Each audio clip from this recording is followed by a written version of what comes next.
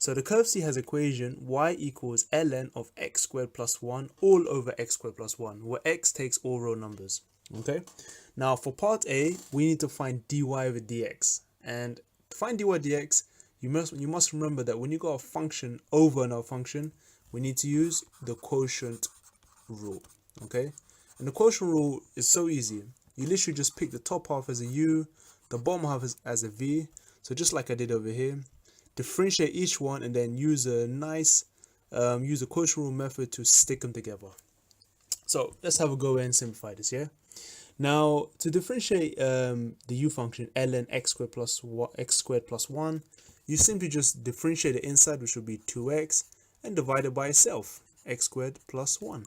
That's how you differentiate every single log function. Okay.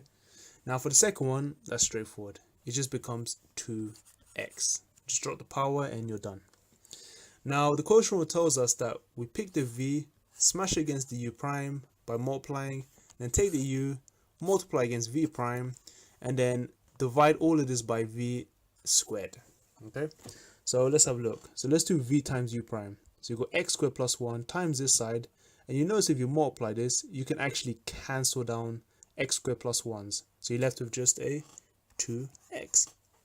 And now we're going to subtract, because that's the rule, minus, and then we're going to subtract the other two multipliers. So it'll be 2x times the natural log. So I'm just going to copy it head on. And it'll be all over v squared. So it'll be x squared plus 1 all squared.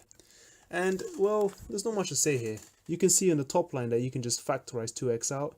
And doing so, well, you get this. And yeah, I've already done it. So that's it.